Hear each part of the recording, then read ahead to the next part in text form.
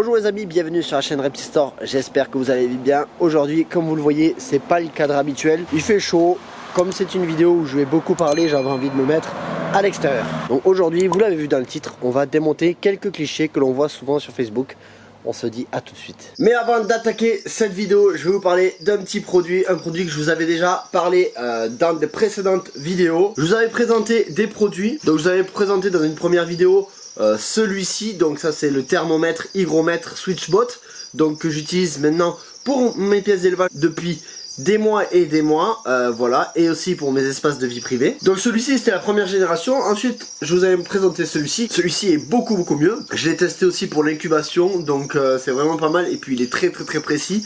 Donc ça c'est chouette, sans fil. Vous pouvez voir facilement en plus les informations via l'écran qui est quand même assez grand. Je vous avais présenté aussi la Switchbot Indoor Cam, donc que j'utilise aussi à l'élevage, ou plutôt que j'utilisais, car maintenant Switchbot, attention, ils ont sorti une dinguerie. Juste ici, regarde, là, la Switchbot Pan Tilt. Gros plus par rapport à la Switchbot Indoor Cam, c'est que là, je cours la totalité de ma pièce. Donc elle tourne de 360 degrés de gauche à droite et 115 degrés de haut en bas. Donc c'est vraiment assez sympa. Qui est en plus avec une qualité d'image exceptionnelle. Moi maintenant je travaille qu'avec ça. Donc vous le voyez, hein, ma pièce d'élevage elle est équipée. Mes pièces de vie, d'espace personnel, pareil, elles sont équipées.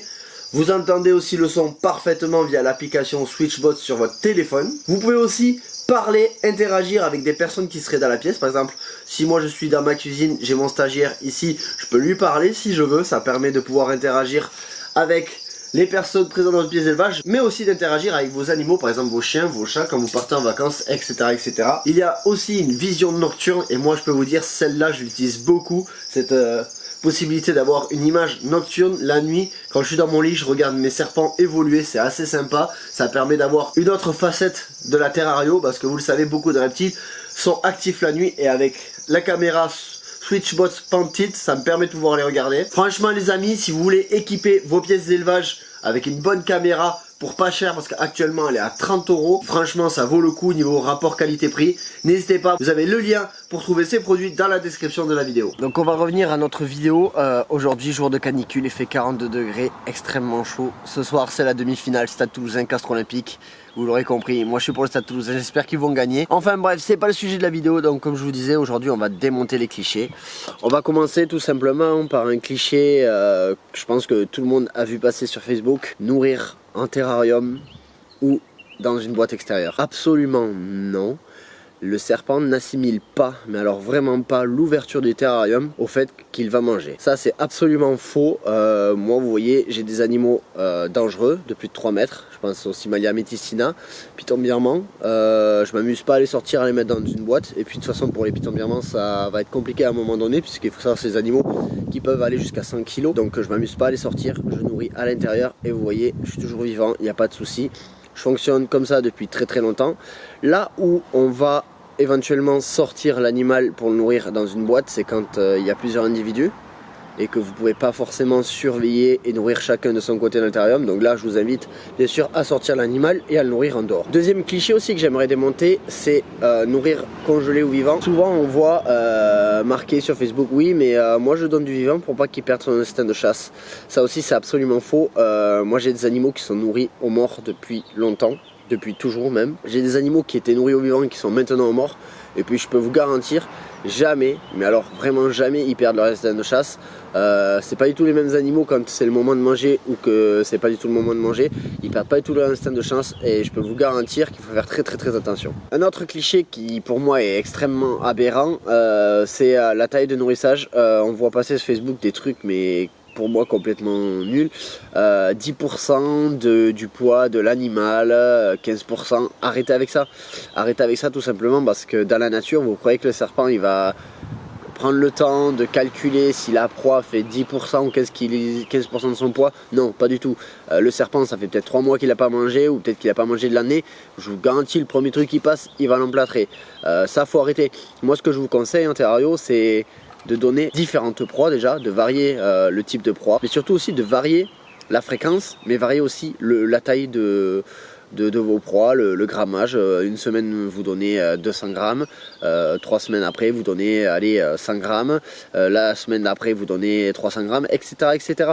Il faut varier, franchement, il ne faut pas rester sur des trucs précis, il n'y a pas de règles précises en terrario, ça il faut le savoir. Un autre cliché aussi qui est extrêmement important pour moi, c'est le Pitorejus, c'est un animal terrestre qui vit dans des terriers. Alors, on va mettre au clair quelque chose. Oui, premièrement, ça vit dans des terriers, ça c'est vrai. Ça vit dans des terriers seulement 6 mois dans l'année pour se protéger de la chaleur. Les autres 6 mois de l'année, il vit dans les arbres. Il y a une étude qui a été faite sur YouTube. Je vous l'avais partagé déjà sur ma chaîne Facebook Reptistore. Donc pour ceux qui ont la patience de remonter le fil d'actualité de ma page Facebook, je vous invite à aller la voir. Par contre, elle est en anglais, donc faut quand même pouvoir un petit peu traduire, mais on comprend vite avec les images qui sont proposées. Le Pitorejus n'est pas un animal terrestre, c'est un animal tout-terrain.